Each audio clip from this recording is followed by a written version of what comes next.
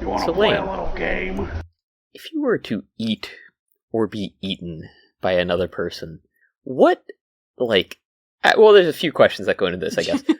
What cut are you looking for, and, what preparation are you expecting this cut to go under, you know? I didn't really think about the fact that this was going to be the Vor episode until right now. It's like I had Yeah. I'm, the tunnel and seeing the light barreling towards me. I'm afraid. I don't know. It's funny you say that because one of the first things, one of the earliest not deep conversations we had in our relationship, but one of the earlier ones that we had was between Chris and I was would you eat? We were talking about what would you eat for food, and my right. I had rabbits at the time, as pets, and it was oh yeah, I would eat them, and it's well yeah, but and then we ended up talking about human flesh, and he was well yeah, you could eat me, if I if push came to shove, and I was you would eat me, and he's worst case scenario, right? Yeah. I don't know. I don't know. I've never really thought about what cut of meat. I'm kind of stupid. I don't really know any cuts of meat. I know I like filet when I do eat steak. So whatever cut of meat that is on a human. It's kind of a deep question in a couple of ways. There's a human? Wait. What cut of meat? Well, so in Dexter, the TV show, he kills and eats people, right? Or no, Hannibal. I'm thinking Hannibal. Yeah. In Hannibal, the TV show, Hannibal Lecter? Yeah. Jesus not Hannibal Christ, Dexter. Ricky. That's so crazy.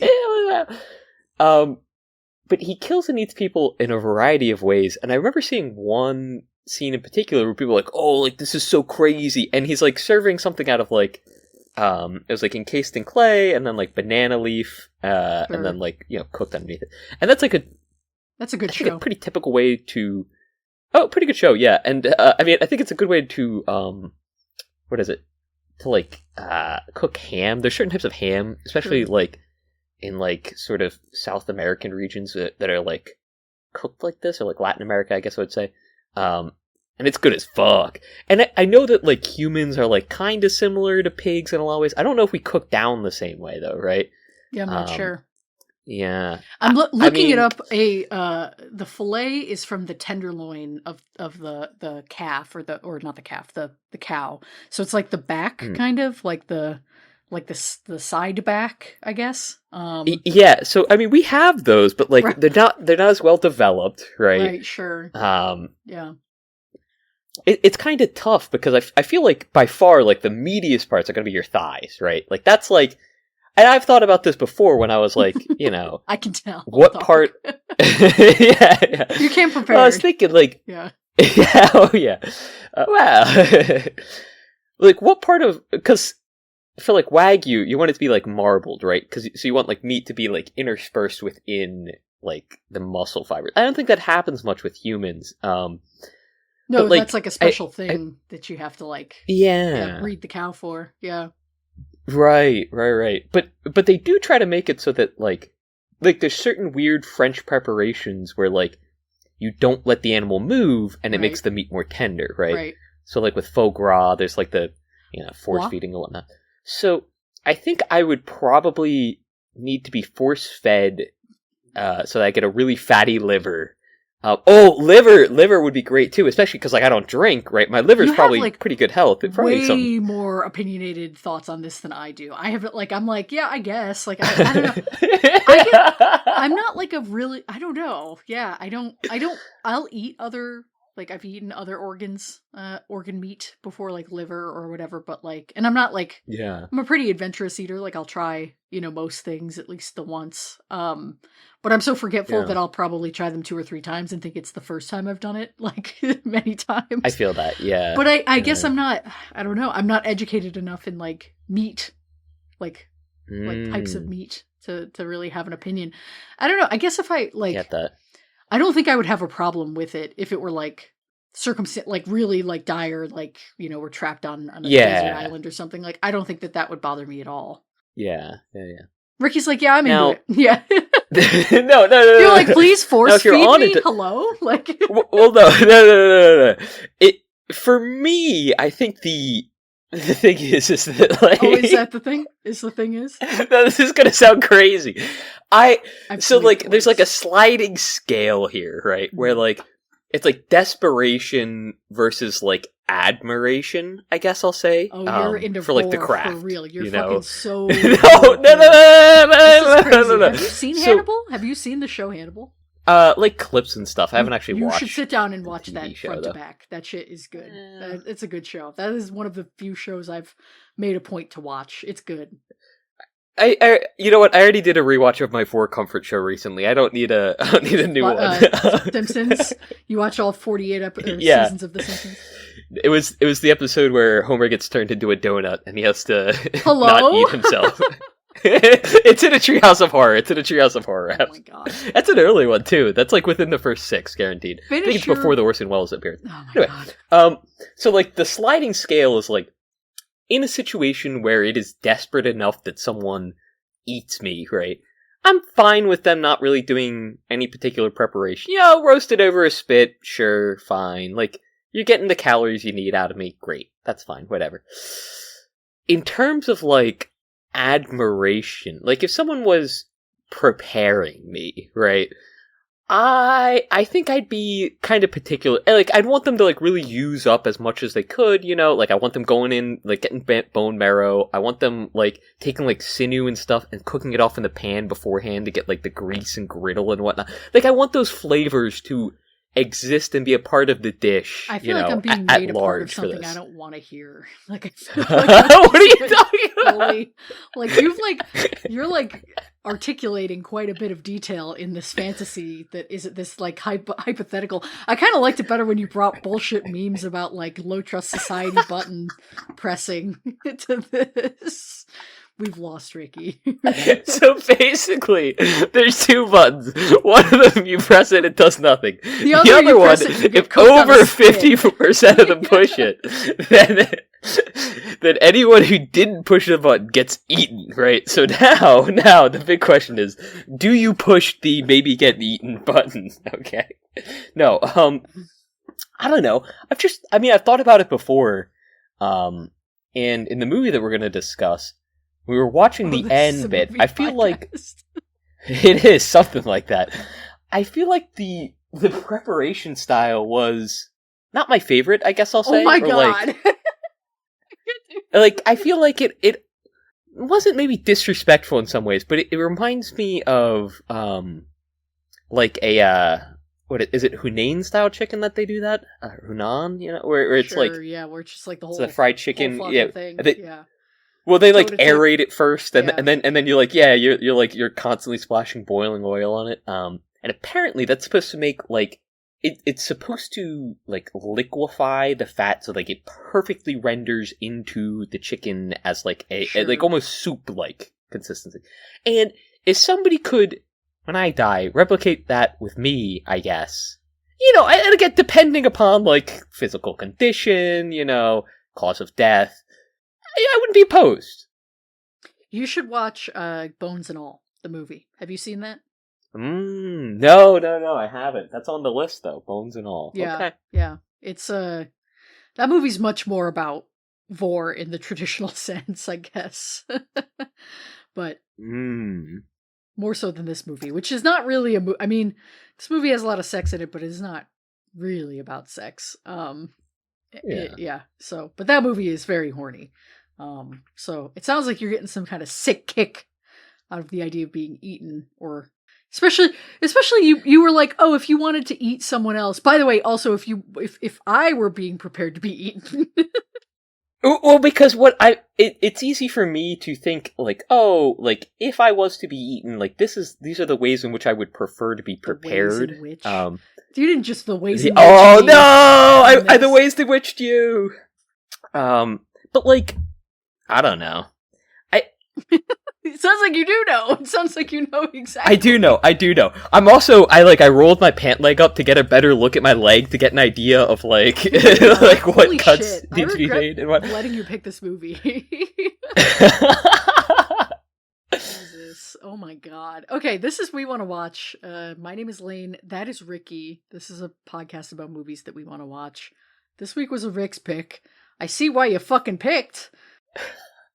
Whoa, okay, to be fair, I didn't know anything about this movie. A, sure. and B... Okay, yeah, I forgot that, yeah. Go ahead. Wow, I never know anything about the movies I pick. And then B, these are thoughts that I've had before, which just happen to relate to the movie at play right now, okay? That's... And the movie at play being The Cook, the Thief, His Wife and Her Lover, directed in 1989 by Peter Greenaway. Yeah. We Want to Watch. And this is where our theme music would drop, the, yeah. Yeah, the intro. You picked this movie because you really liked Drowning by Numbers, and last week when we were looking at Michael Gambon's filmography, I pointed this out as another one that he had directed, right? And you were like, oh shit, let's watch this. It's kind of funny that we just watched, I know it feels like it was forever ago, but we just watched Drowning by Numbers not even 4 months ago. So it's kind of crazy. I knew it wasn't too long ago. Yeah. It was definitely like, I knew it was under half a year, right? Because it was near Christmas time. It was, so I was like, January. Okay. Yeah. So, a little after. Wow. I thought it was before. That is crazy. Huh? Yeah. But that movie, like immediately before this one. That's the movie immediately before this one in his filmography in Peter Greenaway's. Interesting. Yeah. Okay. Yeah.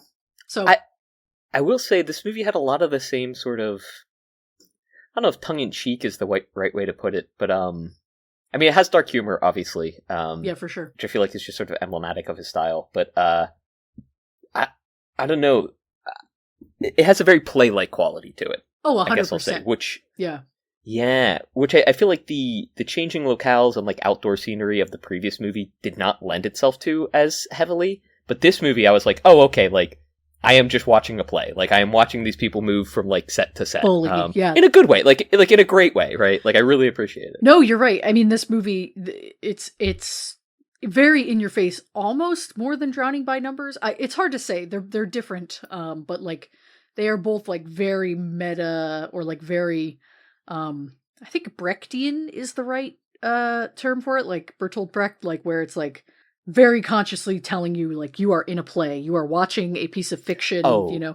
So, that, I feel like, Drowning by Numbers, you know, because it's so whimsical, it kind of, the delivery method feels a little bit more charming and, like, dreamlike, whereas this is, like, fully, like, have you seen, is it Caligula? No, you haven't. There's a, I haven't seen that, no. Yeah, just like this, like, overly, what's the word I'm looking for? Lush, or, you know, lustrous, like, indulgent, kind of look to it that feels gross in a way that's you know, it's turned up to 11, you know, the all of the set design and costuming is, like, so crazy over the top, and then coupled with that camera work that you were talking about, where we're doing these long tracking shots from room to room. It calls attention in, like, a much more twisted way of, you know, this is a satire, this is, like, allegorical, but you know, it doesn't leave you with, like, a kind of charming feeling the way that Drowning by Numbers does, that's for sure. No. This might sound dumb, but it kind of reminds me of Oliver Twist in, like, some ways. Just in that it's like grimy underbelly, like, oh, like, this is what the real world is like. Yeah. I don't know. Grimy is a good word for it, man. Like, grimy. Yeah. Yeah, because, like, even though it's not, obviously, like, the very opening, like, minute and a half or 2 minutes is, like, super gross and full of, like, rotting meat and shit, literal dog shit, and piss. But, like, inside the restaurant, it feels really dirty. Like, you would expect all of the items or, like, the objects to be covered in, like, filth, but they're not.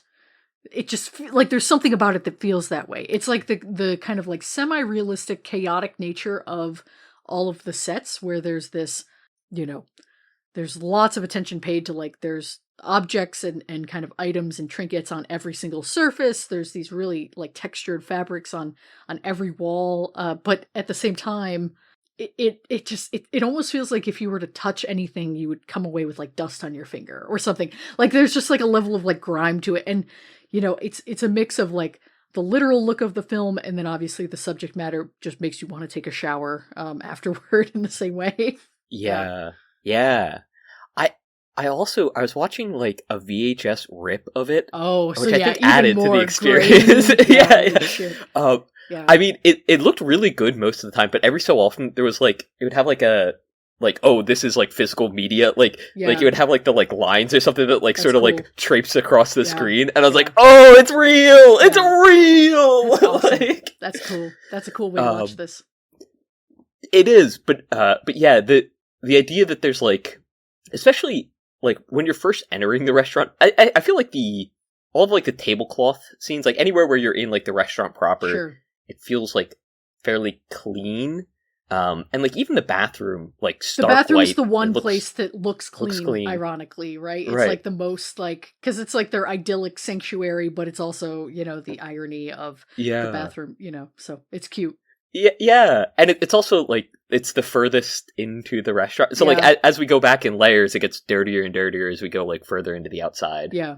But yeah, I don't know. There were definitely a couple of scenes I was watching where, they're like, anytime that they're hooking up near food, I'm like, guys, the food safety, food, like yeah. please. What about these fish? I've got to eat that Yeah. later. Not the cheese wheels. Cheese wheels. Yeah. But that's, I mean, right.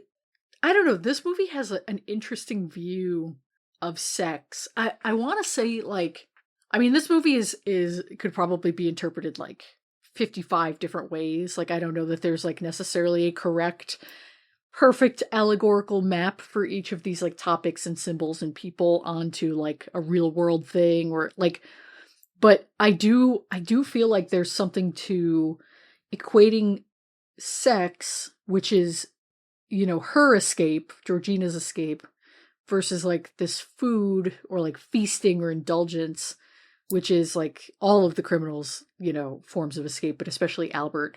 Like it's like this like attempt to kind of get away from what life is really like. And I think that the movie is condemns both of them, like in different ways. Like obviously like she is right to want to get away, but to the point of like irresponsibility or like it's a form of escapism. It's not really changing something about her situation. Yeah. You know what I mean? So like it's not until the end. And she's bringing others into it. She's like inflicting pain upon others Right. in her attempts to escape. And like she mentions that like she left him like 4 times or something. Yeah. And the librarian guy was like, oh, like none of those stuck. Like he was like, oh, like well, like why are you like back with him? And she's just sort of like, well, you know.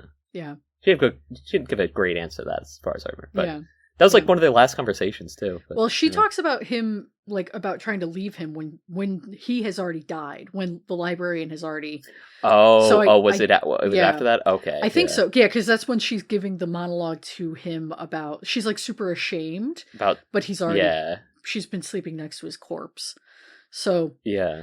But you're not wrong. Like she does, you know, she has this like complex, like obviously she feels shame, like he's subjected her to these humiliations, but at the same time, you know, they're acting quite like her at one point her like excuse or like reason for like we'll do it right under his nose because he'll never suspect that we're doing it right under his nose.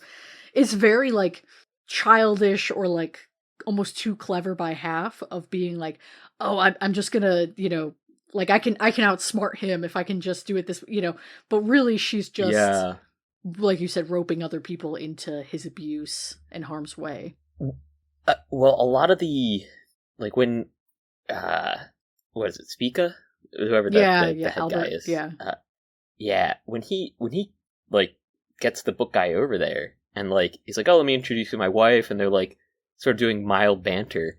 Yeah. And she goes, oh yeah, you know, actually, I do have a gynecologist. And he's Jewish. Yeah. And he's from Albania. And like she's like doing all this stuff to like to taunt him. Yeah. But it start like that's where I feel like the connection is first made, right? Because they're sort of like tongue in cheek, like making references back for because like the guy goes like, oh, actually, like I'm a gynecologist. Yeah. Like it's like, all right, like you guys don't think you're pushing your luck like fucking little bit here, like even just like a touch, you know? Yeah. Well, and it's so I had seen this when I was way too young. When I was maybe 14 or 15, I watched this.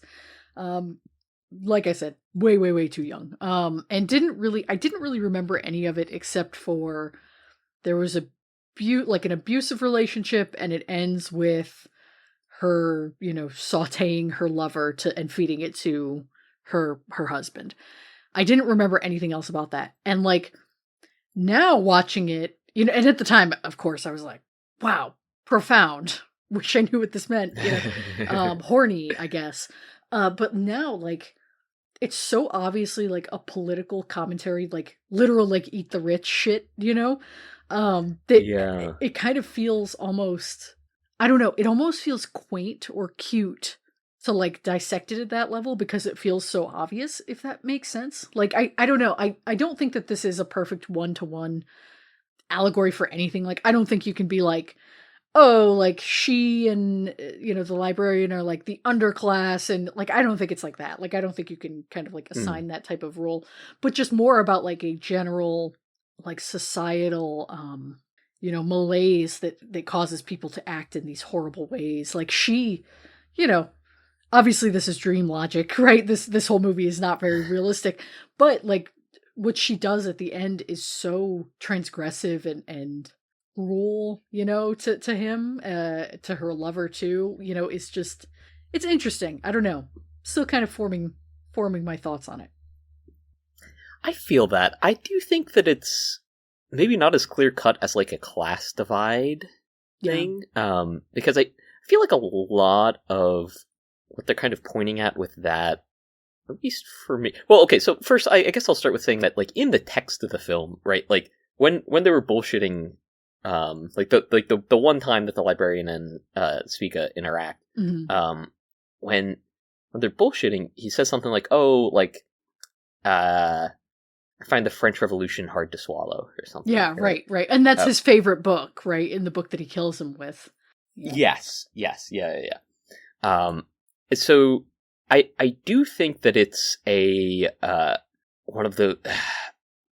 I think Spica, at least to me, speaks more to like the character of one who is in charge, not by like not duly appointed or anything, right? Like he's one who sees power, who is obviously not looking out for those around him, who like he has his cronies, but like he doesn't care for like the lifeblood of the restaurant or anything like that. He doesn't really give a shit. He's just like a dragon, like hoarding his wealth and sitting he's on it. like a he thinks that this proximity to like these indulgences is going to elevate him beyond, because he's constantly chiding the manners of everybody around him, even though he's the worst of them all, which is of course the hypocrisy of it is the point. But yeah, so it's kind of funny that he's like you said, like a dragon, just hoarding it. Yeah, but even that's not enough, right? Where even, and I think this has shown that when really shitty people are put into power, and they start doing things that are shitty to their constituents, they don't get it still, and they're just like, well, like why don't you people love me, essentially, right? And like that's a lot of how he acts with like everyone around him, right? Yeah. I mean, even so much that like they can't like even really poke, like no one there can like poke fun at him or like. There's I mean, they all knew laughing. that Spike's cheating on him, but right. It's just like sat down and be verbally like whipped, essentially, and it's like, all right, well, yeah. Well, he even at one point says like, there needs to be more gold. We need to put gold on the walls. Like there needs to be more gold. Like, he says that in the beginning. I was like, oh my god, like I can't believe we're doing too on the nose. It was too on the nose. Yeah, but yeah. Verbally whipped it at worst, or well, I guess ignored would be best case scenario. But Poor Mitchell, the one that he seems like the closest to out of all of them, I guess. Constantly getting shit on. He's feeding him like sheep balls and shit. It's like, all right, like we've all seen National Lampoon's Vacation. We get it. Okay, let's calm down. I have not seen that, believe it or not. I don't think it was in that movie. It's in some movie. But I know that like Prairie Oysters is a thing. I don't know. I'm not sure which movie originated it. But there was some older movie that like a dude ate like 20 something of them at a restaurant, and they're like, "Oh, that's the most I've ever seen somebody." It's like, haha, they're balls. It's like, oh, okay. I don't know. Sure.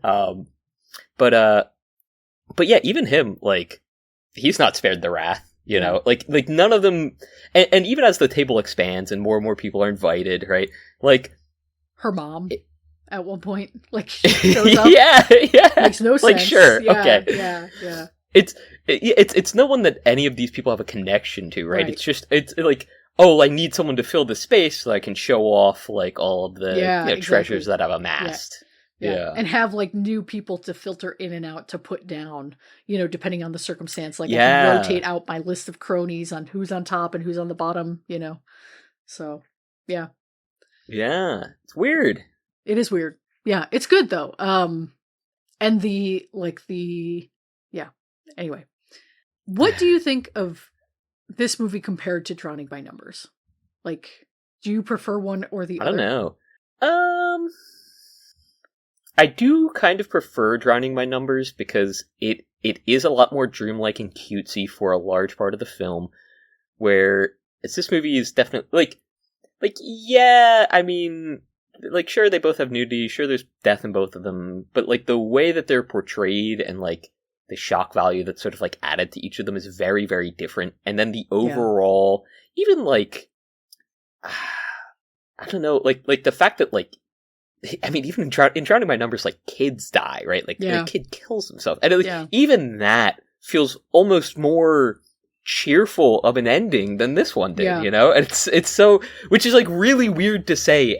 But, I don't know, they're very, very difficult to try to compare. At least for me, I think. When I was watching this, I was like, man, there really isn't a lot of plot. Like, the plot is basically, like, they meet, he kills him, she feeds him and kills him. Like, that there's really not much else going on. And then I thought, like, man, but Drowning by Numbers, there's like even less plot in a way, like, because it's so like there's plot, but like it's not so much plot as just like series of scenes. They're not like machinations that are kind of being, propelled, like, because this character did this, now this happens.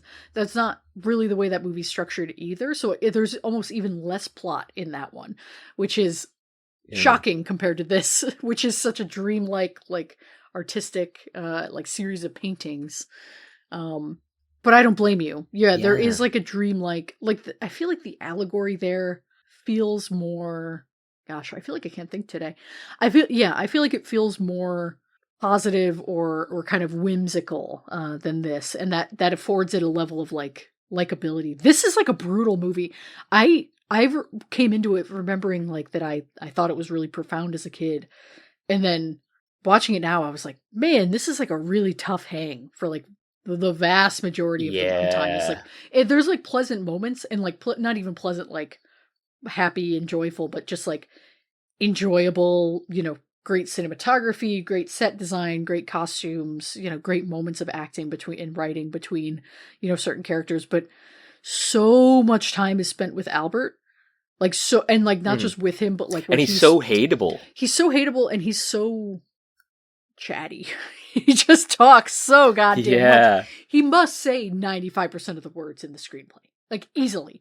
And so, to a point where it's like, all right, I get it. I understand. We don't, I kind of got it all from the opening where he's rubbing shit on him and then pisses on him and then is like, whoa, you don't get to piss on him. You put that thing back, dude. Like, put that pecker away. There's a woman here. Yeah. To where it becomes kind of worn down, and a little hollow. Yeah. When that opening scene first played, I was like, oh, okay, right. Like, just as shocking as the first. Yeah. But they start bringing out the big letters, and I was like, "Ooh, is this movie's going to be big letters? Is that the bit in this movie?" And they didn't. It wasn't that. Drowning by letters or cooking by letters. Cooking by letters. Yeah. Oh, write them up. I do. Write them up. I do think this movie lends itself heavily to a screenplay, right? Where like you can have like one main actor who's sort of driving a lot of the tone, the story, and essentially like the tone and like where the scenes are taking place, and And especially with like the menus, you could do such cool like scene changes where Those they were like fun. when you like I drop do curtain, like then you those. have like something there. I did like those. Yeah, but then it'd be so fun if they like you like wheeled that out like as you're like changing sets in between. Sure. Which I don't know. I feel like there's a huge amount of potential for this We've to gotta be watch. a play. We gotta watch Anna Karenina. I know I'm always saying this, but we should watch Anna Karenina. That movie is like explicitly set on a stage. Like you'll see. We'll watch it. You'll see. It's good. See, it's interesting because I mean we've watched other movies that are set like Moulin Rouge within type deal. a production. Yeah. Right? Right. Yes. Yeah. Moulin Rouge, I was thinking of Black Swan. And it's sort of to like different degrees of effectiveness, but none of them, at least to me, even Moulin Rouge doesn't capture the idea of like sitting there and being like, oh, like this could like this like I'm watching a play. Like I don't know, it scratches such like a particular part of my brain. And like I've seen other like movies, like maybe not even movies. I've seen other shows that are like sort of played up this way, but maybe like unwittingly, and it feels like this is like very distinctly meant to be played out that way, right? I agree. I mean, it opens and closes with a curtain, right? Like with theater curtains. Yeah. My go-to, which like kind of is cliche, and this will be the second or third week in a row we've talked about it, is saying like a movie that feels like a play is Glengarry Glen Ross. Like that's like the one that because it is a play, you know, but it feels the most like a theater production because it's all in those like 2 or 3 rooms basically. It just it captures that feeling of like sitting and watching something and like anything could happen here. So I think the biggest clincher for that, for me at least, was the when he first learns of the betrayal of her cheating, and he's like dragging her through the restaurant, or like through like the kitchen and everything, like out of the restaurant, and the way that the colors change, and like they're when they're first going from the restaurant into the kitchen, it's like we sort of get to see like along, like we're walking alongside them, and then it's like a hard stop when they go off screen before like the cut into the next shot, which is like very different in color. It's like there's like lots of fun camera trickery. Yeah. It's so cool because it's like 2 different ways that like the transition is shown, I guess. Yeah. And then as it carries on, like as they're like walking up the hill, and it's like a great, you know, like great character acting between the 2 of them. I don't know, just fabulous overall. Yeah. But watching that, I was like, oh, like this is a play. Like I was watching that, and I could see like people in the background like wheeling moving, the background stuff, set past, and I was like, oh man, That's it's fair. like spot on, you know? Yeah. The more I talk about this movie, the less I like it, which is an interesting Wow. phenomenon. Usually it's the opposite. I feel like, like I watched it and kind of was like, okay, this is more or less what I suspected, but more put off, I guess, by it than I thought I would be. Not like the content, but just like the formalism of it. I find a little bit, to what end, you know? I don't know.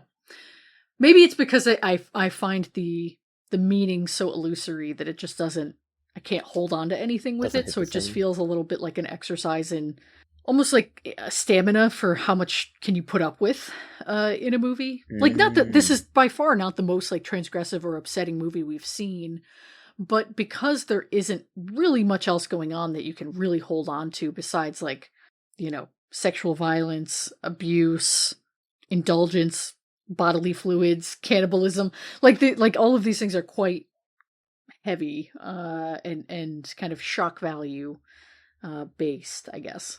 Yeah, I get that. It's also, at least for me, it feels like a lot of these elements are like sprinkled on, and like none of them are like the main feature of the film. Where like you get a little bit of cannibalism sprinkled on at the end, you know. Yeah. And like the cook, which I guess like the cook himself, you know, like completely main guy, part of the title, yeah, right? Yeah. Completely one-dimensional. In the only real scene that he has, which is like near the end, right? Yeah. I mean, he's not really present in the film up until the last 10 minutes, right? Yeah. Yeah. But I mean, I guess same could be true, or same could be said of anyone that's like not Spica, right? Yeah. Yeah, I don't know. I don't disagree with you. I do think it's weird that this movie's over 2 hours long. It just doesn't, it feels like not enough is going on. I know that so much of that is because we're spending so much time just like wordless shots of, Georgina and Michael together, like when they're sleeping together or kind of like lusting after each other from across the room. Like there's so much time spent with that, where like the machinations of the restaurant, moving from A to B, and like the little dishwasher boy, soprano kid, there's so much of that like scene or mood building that just doesn't feel like it lends. I don't know. I get sick of it, I guess. I was going to say that I feel like this movie is maybe for its time not light on those elements, but definitely light on those elements compared to Wes Anderson. Not to bring him up in every conversation with Peter Greenaway, but I feel like I gotta. God, if this movie looked like a Wes Anderson, like Drowning by Numbers, where it was more kind of symmetrical and like, well intentionally, like this movie does not feel orchestrated. This movie feels orchestrated, but not like, I don't know, not on a grid. The way that, like, Drowning by Numbers even felt a little bit that way too, but like less so even than this one, and definitely less than Anderson's other work. I would have did not finish this if this movie was anything like like Grand Budapest Hotel. I would have been like, oh my god, let me go. Yeah. Okay. Yeah. I'll say this movie felt more choreographed in some ways, but like less controlled, if that makes sense. Because like the way that the waiters move and like the cooks move throughout the kitchen, it's not super they're like precise. very much so. Yeah. It's not super precise, but they're very much so background characters, right? Whereas like in a Wes Anderson film, like everybody, I don't know, we'd get a shot. Yeah, give a very particular role. Yeah. Yes, but we would have a shot that like not only showcases like their like cog in the machine bit, it would focus on like one where we're like following like the ball down the Rube Goldberg machine of like, oh, and he's hobbling down the lane, and then like he gets into the kitchen, and then he's getting his hair cut now by like the haircut guy, and instead we just get that sort of like sprinkled on like in the background as we're like moving between these scenes, right? And very often it's just like characters entering the kitchen, like going in between the kitchen and the like dining room itself, or like back out into the world. And we get these snippets into like the lives of the cooks, and it's like, oh, okay, so there's more going on there than it would seem. But like as far as like the other patrons of the restaurant, right? They're pretty much non-existent. Like it's sort of like implied that like they've all left. The crowd gets seedier over time. Yeah. They get driven out by the raging alcoholic that's like stomping in the bathroom doors and whatnot. Yeah. But it's like very, very subtle. Like not much attention is sort of brought to that. It just sort of like happens in the background. Which again, it's like it's not as buttoned up, but it's very, very neatly done. And especially as we were talking about, like with the menus, like very cute scene transitions, and like you've got like the food on either side of it. And it's sort of, I mean, I think in a way he was like trying to, I guess, kind of like mirror the layout of like what they had for like that stage for the set that they were working with. To I think really great avail. I think it works super well. I don't know. It's just interesting and fun to watch. Even if a lot of that is like hate watching because I hate the fucking main guy. Like, well, something you mentioned about like them being choreographed too, but not like controlled, I think is what you said. Those background characters, they definitely have like marks that they're supposed to hit and they're serving a purpose, but it feels like they have freedom to express within that. It does not feel like they are like chess pieces on a board. Like at the end when they present Michael's body to Albert, and she shoots Albert in the head, there's enough movement among the patrons that are all watching that it feels like there wasn't a specific instruction given to each of them, if that makes sense. Like, it wasn't like, okay, Yeah. everybody stand here and like stand still and just like look solemnly on. Like, some people are like, they cross their arms, some people like kind of step back or lean back. Like, so it feels like there's a little bit of like, you know, wiggle room in each performance given that makes it feel more naturalistic, even though the whole thing feels so artificial. Yeah, it feels human. Yeah. I mean, in that last scene, like I distinctly remember like putting my arms up like this because like I was just like, man, like I just gotta like guard myself, comfort myself this. a little bit. That was a little. I was like, whoa. Yeah. And like I like one of the actors like does like a very specific like the exact same thing where he just sort of like folds his arms, and I was like, oh man, very human reaction, my guy. Like I get it. Yeah.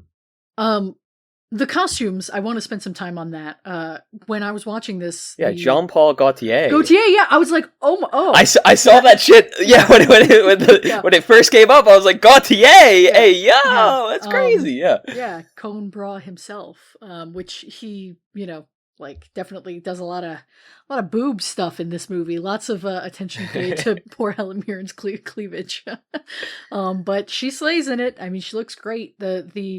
The very precise costume changes between room to room in different colors is very fun. You know, at first I was like, oh, it's the lighting. They're like really like turning. It's not just that they're, you know, the background or the walls are red, but they're actually like turning the lights on. And I was like, oh no, her costume changed entirely, even though it's the same outfit in a different color. Very cool. And sick, like twisted in a way as they go to some of the less savory rooms. Like, you know, things get more red toward the end of the movie.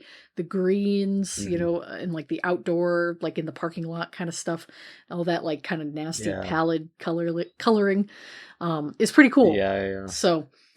Right, that's like right before they're shuttled away. In like the meat truck. Too. Yeah. That's really gross. Yeah. Yeah. Oh yeah. Yeah, they look like Adam and Eve when they're getting hosed down. Yeah. When they're getting hosed down, I was like, it was kind of like it was like intimate, you know. I was like, whoa, like I don't think I should be here for this. Like I was like, guys, like come on. Yeah. But it's also funny how like caring the like establishment of the restaurant is. Like all of the people who work there obviously like care about these two people, and they're like, well, they just sort of like helping them get away with this, right? Hate Albert more than anything. Yeah, they hate Spica more than anything else. Yeah. But like, well, like the hosing down and everything, I was like, oh, like that's. I was like, this is like a tender act. I was like, oh, that's crazy. That's true. And then like even like bring them food, like the little boy who like brings him food, and then like tortured to the point that he passes out entirely, can't be reawoken, and. I mean, I don't know. I think it does show that they like at least cared. I mean, the whole end bit is very like, I don't know, reverse Beauty and the Beast, like be our guest menacingly, which is like comparison. That's crazy. Wow. I don't know. It's great though. Like let's talk a little bit about the end. Okay. Because you're like, that's the good part because there's vor in it. The best part of the movie. No, I don't know how much it's like poetic justice, but like her shooting him and then calling him a cannibal afterwards, so funny. Yeah. And also it's like back to the whole like being eaten thing. If I was prepared, if my whole body was prepared, and only a bite was taken, and the rest thrown away, I'd be like, guys, come on, like, not even a nibble, like, nobody wants... Yeah, not even a nibble. You've got the whole crew laughing. I'm just leaving a little bit of silence in here for all the watchers to take their laugh break after that joke. I'm more bothered because she's like, try the cock, it's delicious, and then he eats, like, the pubic bone. I'm like, that's not the cock. You didn't do it. So... She said, you know where it's been, which is very funny. Right. But yeah, he goes like up on the stomach, which I was like, when I was thinking about it, I was like, all right, well, I don't think you would want to leave the entrails, and like I feel like you gotta like do some like degutting, you know. Yeah. Maybe no deboning, but like you gotta do some degutting, get the lungs out of there, you know. Mm-hmm. Like I feel like there's some significant work that needs to be done before, you know, a body can be prepared, right? But no, he came up with like a nice little cut of like haddock or something, and popped it right in his mouth. I was like, okay. Yeah, and the it's reveal, the other white meat, I guess. The music of it too. Obviously, we've had like lots of like these kind of operatic arias, in you know, or whatever when the little boy is singing up to this point, and then at the end it becomes so tense. The music is like drum beats. It's like very, very like the score just like ratchets up for like the last like 2 or 3 minutes straight. It's just like very intense while you wait for him to get to die. It's cool. I can't do the like earlier bits, but like when it picks up in fever pitch, it's like I can't. You know what? I couldn't even do it now. It's like I don't know. I love that song, and it's so funny like how often it was used throughout the film, and like as it like distorted slightly, just to sort of like throw you off a little bit, I guess, or like to add unease to like certain situations. And it was really funny, just when like that those last few minutes when it was like really like building up. I saw the candles and everything, and some part of me was just like, man, it'd be so funny to throw a party with just like unnerving music in the background, so like everyone is just like unnerved the whole time, and then like it rises to like a fever pitch at some point, and then you have to do something really dramatic, like jump out of a cake or like die, you know. Like a murder mystery, you know. It'd be a locked room murder mystery, and nobody could figure it out. We're getting a weird view into Ricky's like psychosexual fantasies here. He's like, okay, everybody's locked in a room while I'm getting cooked, and there's unnerving music playing. Like, we're eating the paddock above the dick, in particular. Listen, it's very simple, right? I need a locked room murder mystery in which I am cooked and served to those who must discover the source of my death. It's simple. I don't get what's so weird here. We have to watch Sex and the City. I know that we've been talking about this for years. But, really good transition between these two topics, Lane. What brought this on? Because there's basically an episode where the uptight one, she's like the like innocent uptight one of the group. Oh, do the other ones kill, cook, and eat her? Yeah, is that what happened? Yes. She like is explaining fantasies, or she's like trying to talk through like her sexual fantasies with like her partner, and she's like, he asks her like, what fantasies do you have? And she's like, well, it all starts and I'm a fairy princess in the forest. And it's just like, she gets like very specific with it. But he's really like, his fantasy is like, I want a threesome. Like his like, yeah. It's just a really good like scene setter, and that's what you sounded like. Psycho Sex in the City is what you're telling me. Listen, I really first of all, write that down. I really do think that one day we'll do a season of this show where we watched The Sopranos and we watched Sex and the City in tandem and we talk about it. I think that this is gold. I think we could be the smartest people on earth. This is how we get an iHeartRadio deal, or like part of the Amy Poehler podcast network. I don't know. All the celebrities have podcasts. Yeah. APPN. I could be a part of that. Like why is Jason Bateman one of like the most popular podcasters of all time? Like it's nuts. It's so strange. I didn't even know he podcasted. Yeah, he's in is it Smartless? I don't know. I try not to keep a lookout on the competition, you know. They can they do their thing, we do ours, right? It's him, Will Arnett, and Sean Hayes. And they're just like chatting. I don't know. I they were the ones who like, I think they were cracking into Bitcoin or something. They were the ones who did like something really stupid like 6 months ago, and everybody was clowning on them for it. I can't remember what it was. They had like a weird venture where they were like, we're gonna break into Bitcoin, or it was something like that. I wish I could remember what it was. Yeah. People were making fun of them for a long time, but anyway. Deserved. More people with money need to be relentlessly made fun of. This is true. Now it's gonna bother me if I don't look it up. Hang on. Oh, they were starting a phone company. That was they were doing like a Mint Mobile type thing with like the one that Ryan Reynolds has, where it was like, anyway, yeah. And everybody mocked it. I know what you're talking about. Yeah. Anyway, Yeah, weird. The I like Mint competition. Mobile. You're ridiculous. You should reach out to them and be like, It's hey, cheap. Ryan, we'll plug you to our Hey, Rag 15 watchers. I'm another alliteration fella myself. Dude, hello? Can you not? An alliteration ally? Can you not What? make hints toward your last government name? As long as it's not my current one, it's fine.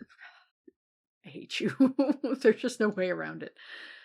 I don't really have much else to say about this movie. I mean, I imagine that there is some extremely like poignant moral about like austerity in England, you know, at the time or something like, but I just Yeah. I don't know, it eludes me. I feel bad saying that because I was really excited to watch this movie, but it also isn't freak shit enough for me. Like, I was like, well, there's not freaky sex happening. Like, this isn't cool. It is kind of, yeah, they play it like Tame. really tame. Yeah. Yeah, They're like not moving. They're not thrusting. They're just kind of standing there. No, yeah. Sometimes it's like kind of tender, and then I'm like, alright, well, like, that's all you're giving? Alright, that's fine. I mean, it's nice, it's cute, but like, alright, whatever. I don't know. Yeah. Maybe we're not old enough to watch it. Maybe we need to come back and revisit it in like 15 years. So probably, yeah. Ricky, I want to play a little game. You want to play a little game? Want to play a little game? Thank you. So originally, I was like, man, The Cook, the Thief, His Wife, and Her Lover. Good title. I should make a game about this where I'm like, all right, I'll take 4 things from a movie and make you try to guess based on, you know, and like put it into the format of that title. Oh, uh-huh. And then I was thinking like, man, you know what other movie has this title format? Is The Boy, the Mole, the Fox, and the Horse. So we're going to play a game called The Cook, the Mole, His Wife, and the Horse. And I'm going to read you 4, like a 4-item title, but it's going to be a blend of 2 movies, and you're going to tell me which 2 movies it is. So if I were to say, The Cook, the Mole, His Wife, and the Horse, you would say The Cook, the Thief, His Wife, and Her Lover, and The Boy, the Mole, the Fox, and the Horse. So we'll see. This is my most trolling game I've done in a really long time, I think. You like doing games where you like remixing things in games. Do I? You like having a little remix. Yeah. Well, I feel like it'd be too easy if it was just like... No, I know. Yeah, you're fine. Yeah. But I have done this with the name game before where I was like making you do like Boogie Nights 9/11 or like Barry Lyndon Longlegs. There were some good ones in there. Michael Clayton for There were some good ones, yeah. Anyway, this will not be nearly as good, but hopefully we have some fun with it.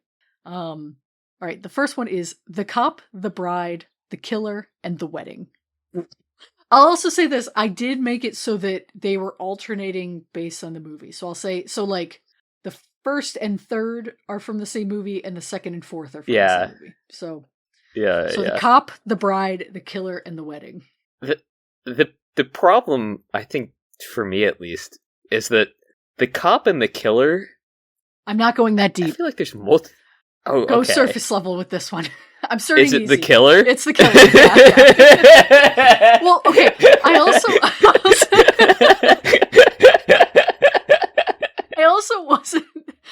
wasn't. Okay. I was more of a slave to my own rules here, and I was like, well, I can't do anything that's 2 syllables unless it's the last one, like in the series. So a lot of these I had to. Ooh, Ricky's showing me his pants. I don't want to see that. No, calm down. Ew, calm down. No. Calm down. Anyway, so yes, The Cop and the Killer is The Killer. So then The Bride and the Wedding. Okay. I gotta pull up our movie list. It's a long one, man. Just give me 1 second. I know. That's why I gotta pull up the list, otherwise I'm gonna be lost. We're almost on our 150th movie. Pretty crazy. Fucked up. Yeah. Fucked up that you would say that out loud. I'm sorry. My bad. Ay. Okay. Also, you know I did this in like 15 minutes, so don't feel, don't, like I said, don't go too deep on this. Alright. Bride. I'm looking for a movie with a bride and a wedding in it. The bride, the wedding. You know, I feel like we've seen multiple movies with brides and weddings. We have, but Yet as I scroll through these,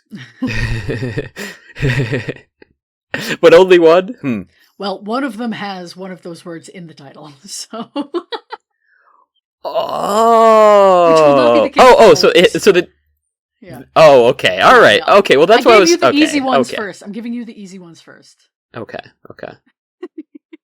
I hope the watchers are enjoying this bullshit. I think about how Timothy... Monsoon Wedding. Yeah, I think about how Timothy jogs in the morning to this podcast, and like... Just going up a hill, dead silence. All air. Yes, Monsoon Wedding. Nothing but net. Right? By that I mean worldwide Ricky web just net. pulled What? out like a Stella Artois glass. What are you drinking? This is what I drink water out of. Oh my god. Okay, alright, we're off the fucking chain here. Alright, next up. The Mom, the Snake, the Seed, and the Movie. 50 centiliters right there. So all about my mother. No. The Mom, the Snake, the Seed, and the Movie. Is it Bad Seed? It is. Yes. Okay. So that's the Mom, the Seed, and then the Snake and the... Movie. I forgot the last word. The Movie. Movie. The Movie. Movie. Snake in the movie. Snake in the Movie. We didn't watch any movies with snakes, Lane. I don't think we've ever seen a movie with a snake in it. Sai is screaming. Did you just pull an M&M out? What is in your hands? Or is it a piece of sausage? Ricky's holding a Vienna sausage and like twirling. Dude, can you stop? I've been fiddling with this all pod, by the way, and now you're gonna bring it up. Because I haven't seen it. Because you had your hands down low. Because you're fucking playing pocket ping pong while we talk about vor. It's Anaconda. It is Anaconda. This is red wax. It's it the Baby Bell. Ugh. It's like a. Ugh, that's so gross. Okay. It's not morphed. I have put it into that form. Okay, like I need the wax. The Beach, the Prince, the Bird, and the Jester. The Beach, the Prince, the Bird, and the Jester. The bird with the crystal plumage. No. The beach. There's no beach in crystal plumage. Epic fail. There's a beach in that movie, I want to say. There's a zoo. I could have done the bird, the zoo, but no. Is it the birds? Yeah. There's also kind of a beach. Okay, all right. Oh, what were the other two? The Prince and the Jester. The Prince and the Jester. Don't worry, these get like... I saved all of my lukewarm ones for the beginning. Hamlet? They get more unhinged. Yes, it is Hamlet. Okay, so you're doing pretty good. The Dog, the Thief, the House, and the Cobbler. This one the Thief and the Cobbler one of these? Yeah. What if it wasn't? Is Good Boy the other one? Yeah. Did you just smash the two worst movies we've seen together? You think the Thief and the Cobbler Recobbled? Yeah, you need to watch No. Yeah. I was kind of joking a little bit. Come on. Yeah, watch the recobbled edition, then we'll talk, alright? Yeah. 37 minutes of pure cinema. Cinema. Cracking up. Alright. The Ship, the Drunk, the Dream, and the Cowboy. So you said the ship, that makes me want to say Battleship Potemkin, but the Dream.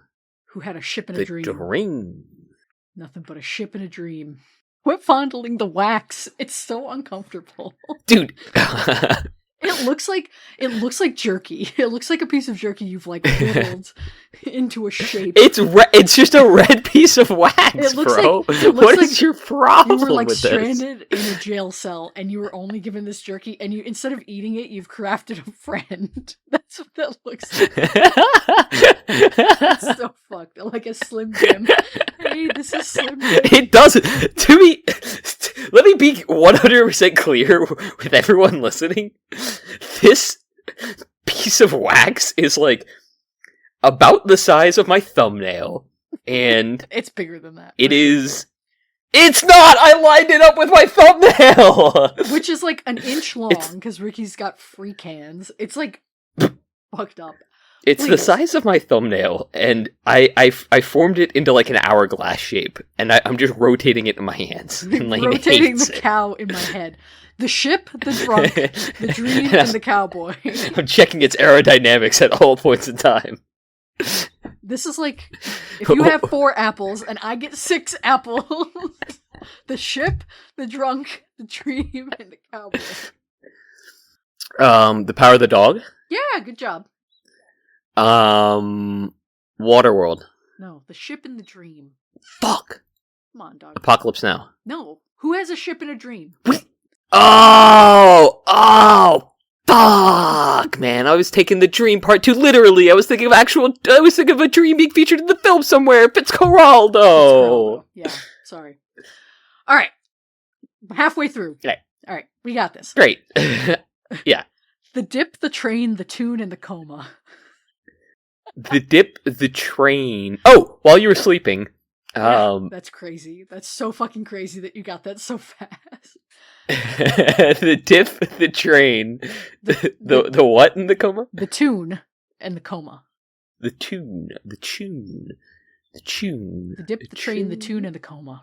Is dip or dick? Dip. Pure CK. Dip. Don't worry, Dick Dip. comes later.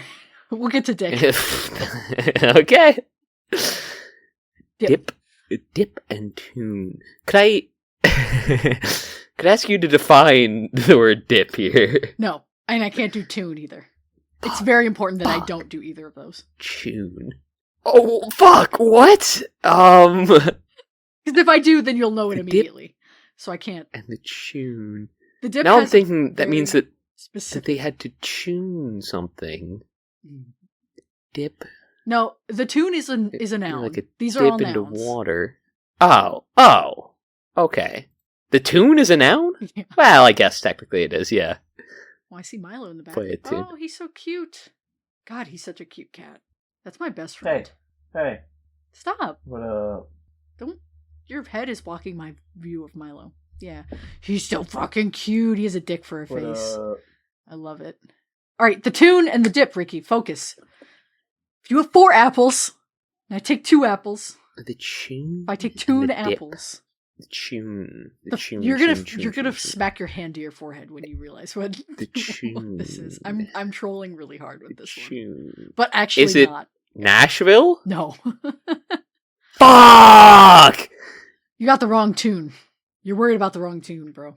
Is it the right dip though? Like pack and lip? No. Yeah, I was like, I don't know what you're talking about. No, iconic dip in this movie though. Like an iconic dip. And honestly some iconic tunes. Your Ricky is stone faced. He's squinting, furrowed brow, sweat dripping down his forehead. I can't think of a movie, and I know I'm gonna feel dumb for not thinking of it. No. What is it? What if I tell you that tune is not spelled the way you think? Oh, then it's Roger Rabbit. It's your friend Roger Rabbit. Yes, it is. Yeah, okay. Yeah, okay. Yeah. The dip. You don't remember the dip from Roger Rabbit? Oh! Smacked his head to his- You're right, my his bad. forehead, Yeah. Yeah. My bad. You're right. All You're right. right. The head, the ear, the ants, and the mob boss. Oh, Blue Velvet. Yep. Ding.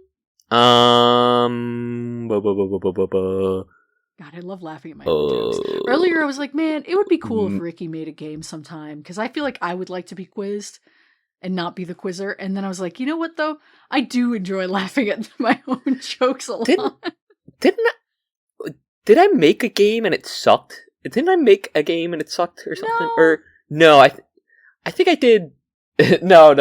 It's with you and Priya. I did like like gay or not, or gay, like straight, or homophobic. Yeah. Right. yes, yeah. Which was That's fun. what I knew there was Yeah. something else there. Yeah. Is the head and the ants Midsommar? No, but you're circling the parking lot. You're.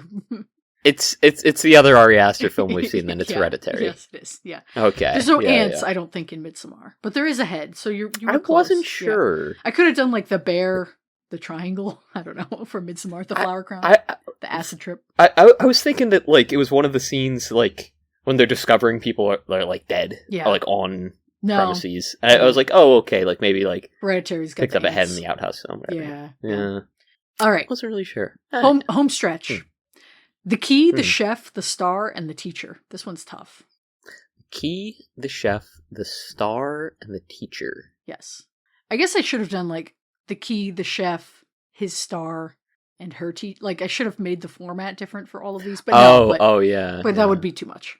That'd be so confusing. So the key, the chef, the star, and the teacher. Yeah. The apartment? No. Although I don't know who the star would be. Yeah, okay. yeah, you're not close, but good, good thinking with key. Okay. The key, the chef, the star, and the teacher. The teacher. Yeah. Mulholland Drive? Bingo. Good job. Yes. Okay. And then the chef and the teacher. That's tough. You might have forgotten that there's a teacher in this movie, but you shouldn't forget that there's a chef in it. Chef is like Eat, Drink, Man, Woman? Yeah, good job. Okay. Yeah. So that was what I was thinking, but I was like, maybe it's Yi Yi, because I was like, oh, like the parents in Yi Yi like do make the kids food, and I was like, you see a lot of teachers there. No, but that was like the big one that was like there's like teachers there. Yeah. Yeah. No, good thinking, but you got there. So, all right. Yeah. Oh, yeah. The porn, the car, the dick, and the monkey. Boogie Nights? Boogie Nights, yeah. Speed Racer. Good job. Wow. Okay, right to it. Yeah. All right. That one was crazy, actually. That one was like, as soon as you said those, I had them in my mind. I was like, all right. Like, yeah, oh yeah. All right. Did you see that Speed Racer had a theatrical release? A re-release, yeah, coming up. Yeah. Re-release, yeah. I thought it came out already. Did it? I didn't. I thought it was later this year. But... You know what? Because that was Emil Hirsch. I think there's probably multiple. Yeah. Oh, okay. And you were, yeah. You sent it to me, and I was like, Emil Hirsch is alive, and like on Twitter. I was like, everybody's here. Yeah. Oh no, it was in IMAX. That's cool. Oh, it was like last. Yeah, pretty neat. Well, they're releasing it on 4K. Well, interesting. I did see people say like, because like people were talking about it. I heard people like, hey, like, if you're gonna talk about your super cool, fucking awesome movie, don't post screen caps of it after the big event about it. And then like people were like, they're like just doing more of it, right? Like they're just showing it again. You can go out and see it. Just go see the movie. Like, yeah. Yeah. All right. This is the last one. The crook, the bees, his knife, and their lover. Begonia? Yeah. Okay. This one I was like, I need to make it sound as much like the real. His knife and his lover. This is the cook and the knife. The crook.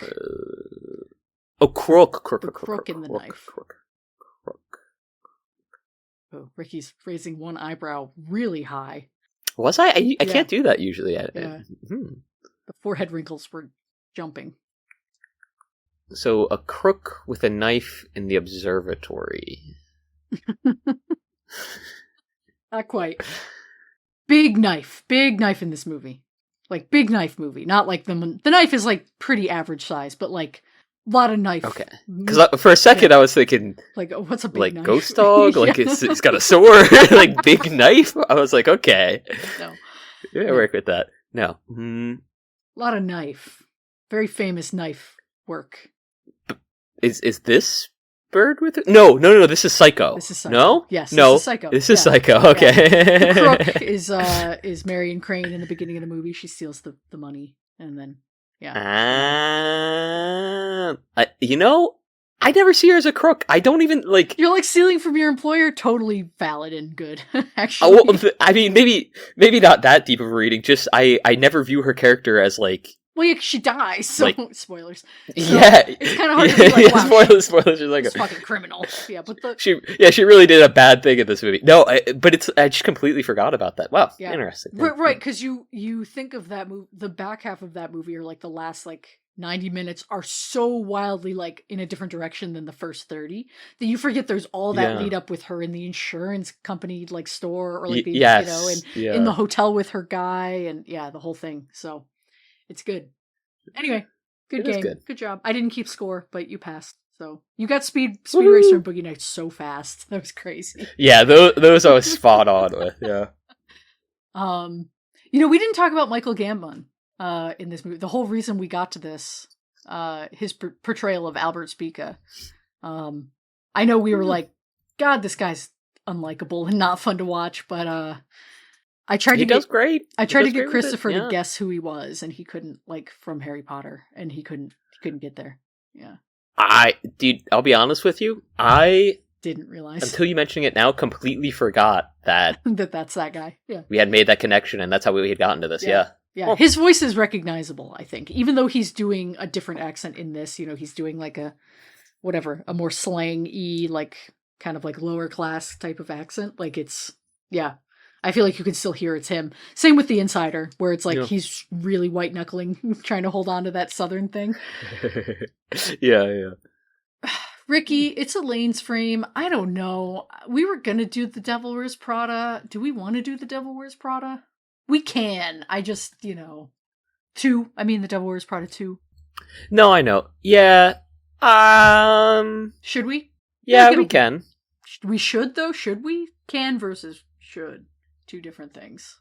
I don't know. If you don't really wanna, I'm okay with not doing it. I feel like it's gonna be a bummer. Like, I feel like we're gonna have a bummer time. Yeah. I heard it was okay. But it's that, and since I don't have the car again, it's gonna take you and not that 6 this is a big hours to deal. walk to the movie theater. Yeah. I would not do that. I would take the Uber, but it's like, all right, like, do I spend $50 to go watch a movie that, like, is maybe not that good? Yeah. Yes, that's where I'm kind of like, I'm fine with doing that, especially for movies that it's like we're like, ooh, like this is looking is looking good. I'm like, yeah, all right, sure, like I'll make a day of it, whatever. But like, I don't, dude, if you're going into this like already being like, oh man, like we're gonna get bummed out, it's not gonna be good, then like, I don't know. Okay, all right, heard. We will not do The Devil Wears Prada 2 then. Okay.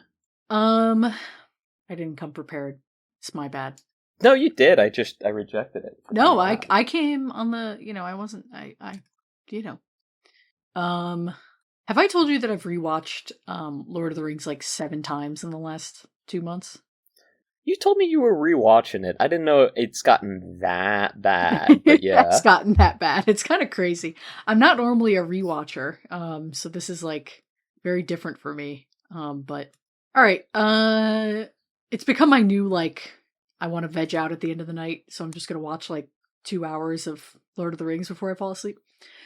Mm-hmm. Would you rather watch? I know I'm sucking by giving you a question like this. Would you rather watch a like slightly older, super acclaimed, super fucking famous movie, classic, lesser known movie from the last like decade or so that people think is also like an underseen masterpiece, or a Bollywood movie? I kind of want to do the underseen masterpiece. Okay, cool. We are going to watch Margaret from 2011, directed by Kenneth Lonergan.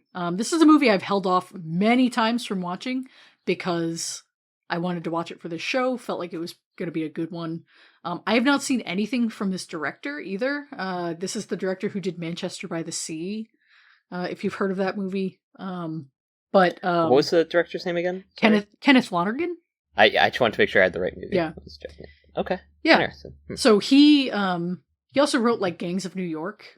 So he's like a playwright and whatnot. So he's and whatnot. I sound really fucking intelligent. This is why I failed as a writer. This is why our byline on our show should have still said a failed writer and a clown. Lowbrow clown. Yeah. I had no problems with the lowbrow clown portions of it, I'll say.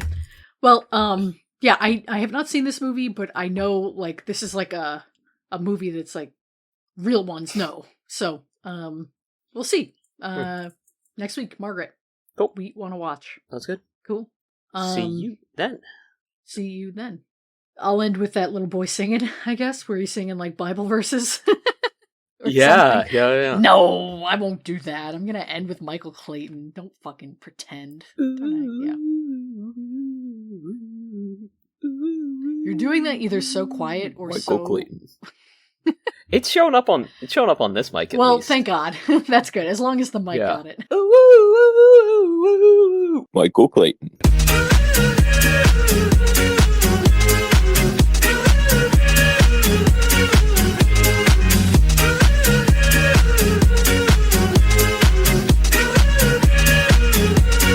Michael Clayton.